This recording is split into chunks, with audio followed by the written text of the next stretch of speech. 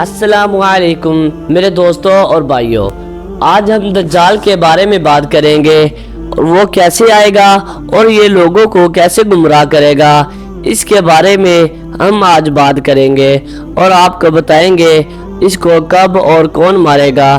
تو آئیے ہم چلتے ہیں اپنی ویڈیو کی طرف۔ بسم اللہ الرحمن الرحیم۔ قیامت کے قریب ظاہر ہونے والی 10 بڑی نشانیوں میں سے ایک دجال کا ظہور ہے۔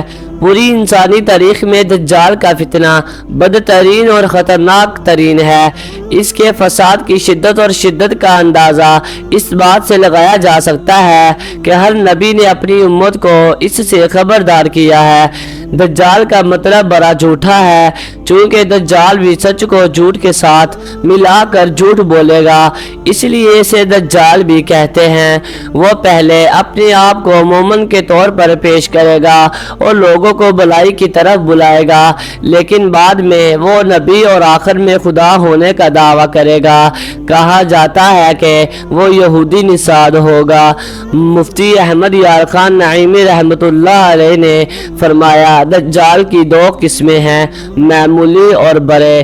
جہاں تک معمولی دجالوں کا تعلق ہے تو ان میں سے بہت سے تھے اور ہوں گے۔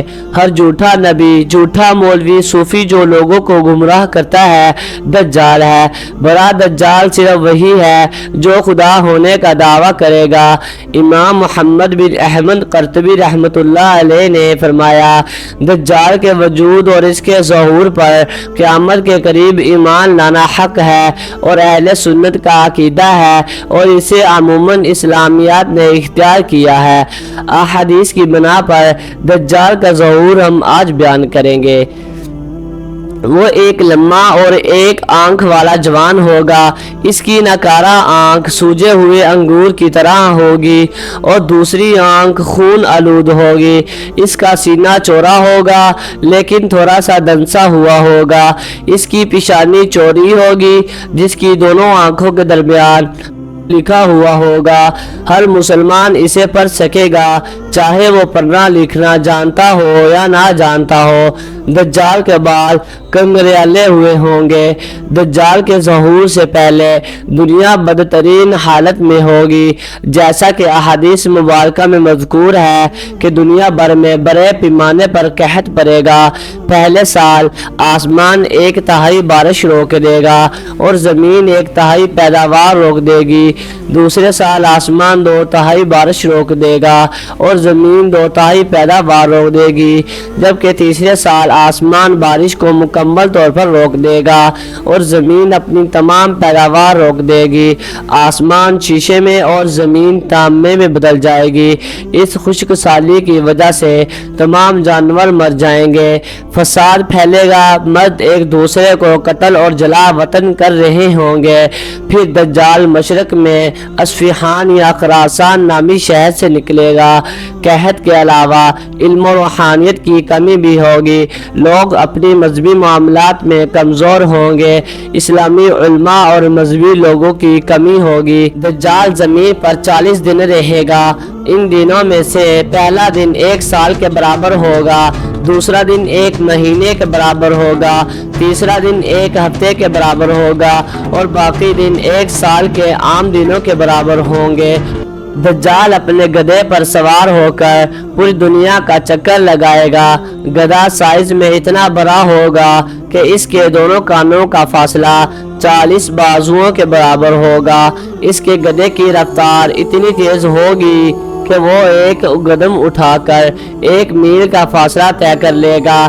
زمین پر وہ ہر علاقے میں جائے گا، چاہے صحرا ہو یا پہاڑ ہو یا میدان۔ تاہم وہ مکہ اور مدینہ میں داخل نہیں ہو سکے گا کیونکہ ان کی حفاظت فرشتوں سے ہوگی، لیکن وہ مدینہ منورہ کے باہر دلدل میں رہے گا۔ مدینہ منورہ میں 3 جھٹکے آئیں گے جس سے ہر کافر اور منافق مدینہ سے بھاگ کر دجال میں شامل ہو جائے گا۔ اس دن مدینہ منورہ ہر منافق اور فاسق مرد و عورت سے پاک ہوگا۔ इसीलिए इस दिन को यौमुल खल्स भी कहा जाता है। बाज़ रवायात के मुताबिक दज्जाल बैतुल मुक़द्दस और तूर के पहाड़ पर भी नहीं जा सकेगा। दज्जाल अपनी मुख्तलिफ चालों से लोगों के ईमान को तबाह करने की कोशिश करेगा। हदीस मुबारक में है कि इसके साथ रोटियों के पहाड़ होंगे। दज्जाल के पैरोकारों के अलावा तमाम लोग शदीद परेशानी में मुब्तला होंगे। इसके साथ दो नहरें होंगी, इनमें से एक का नाम जन्नत और दूसरे का नाम जहन्नुम रखेगा। दर हकीकत जिसको वो जन्नत कहेगा वो जहन्नुम होगा और जिसको जहन्नुम कहेगा वो जन्नती होगा। जब वो हुक्म देगा तो आसमान से बारिश होगी और दज्जाल एक शख्स को कत्ल करने के बाद इसको वापस ले आएगा।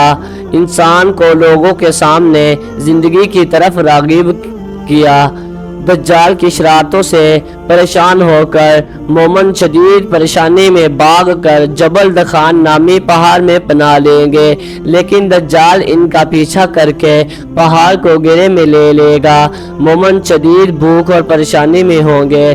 फिर अल्लाह अज़्ज़ व जल सैयदना ईसा अलैहिस्सलाम को भेजेगा। जैसे ही दज्जाल सैयदना ईसा अलैहिस्सलाम को देखेगा, दज्जाल इस तरह घुल जाएगा जैसे नमक पानी में घुल जाता है और वो अलैहिस्सलातु वस्सलाम दज्जाल को लुद के मुकाम पर मार डालेगा और एक आदमी को भी नहीं छोड़ेगा।